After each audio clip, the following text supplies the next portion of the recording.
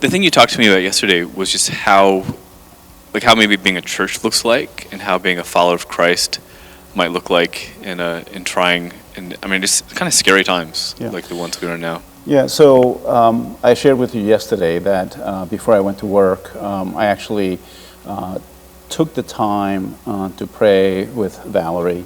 And what was interesting for me and Valerie is that just the idea of coming before God, acknowledging our frailties, and acknowledging where or how society is responding, but yet remembering that we are children of God, that we are in God's hands, and that God is our protector, that we don't have to fear.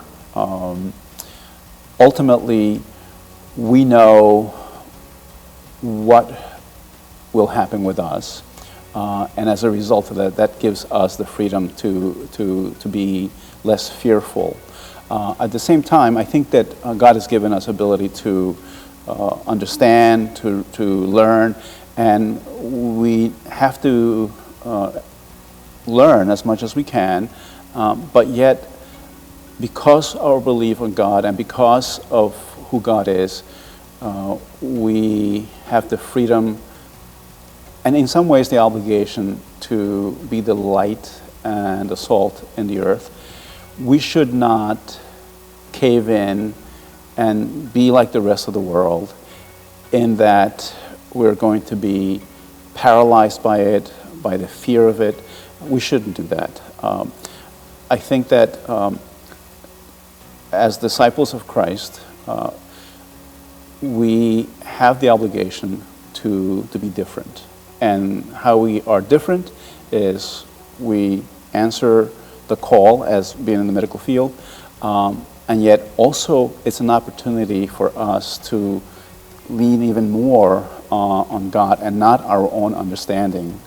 I may know everything about the virus, and it may paralyze me, but the bottom line is that I acknowledge my relationship with God and how much I trust in God.